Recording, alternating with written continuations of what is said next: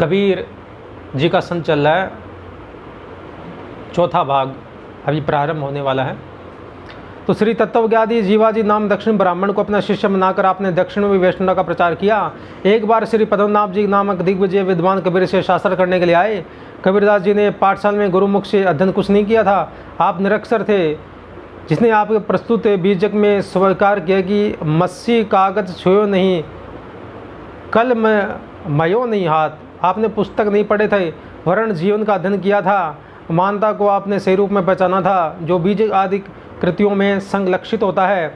अस्तु श्री पद्मनाभ प्रसन्न किया, आपने पढ़कर समझा किया समझकर पढ़ा है। श्री पद्मनाभ जी से प्रसन्न किया, आपने पढ़कर समझा या समझकर पढ़ा है। इस अटपटे प्रश्न से स्तंभित पंडित जी को अपने प्रश्न का आशय समझाते हुए कहा कि प्रहलाद जी और सुखदेव जी ने गर्भावस्था में समझ लिया, पढ़ा था बाद में।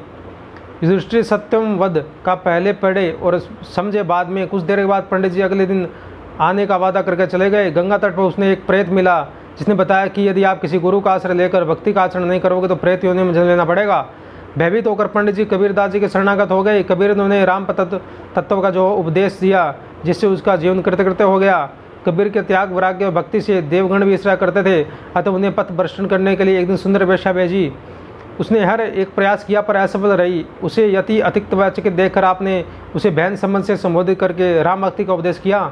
अप्सरा सरल लौट आई। साक्षात भगवान श्री राम दर्शन देकर इच्छानुसार मृत्यलोक में रहकर सावधान आने को कहकर अंतर्धान हो गए। पर कबीर ने सत्संग के सामने साकेत धाम को भी ठुकरा दिया। राम बोला वह भेजा, दिया कबीरा रोए, जो सुख या सत्संग में सो बैकुंठ न होई।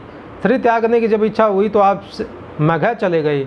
मगधराज काशीराज की उपस्थिति में ही संवत कहते हैं 1549 के अगन शुक्ल एकादशी तिथि को आप सदैव श्री साकेत धाम पधार गए।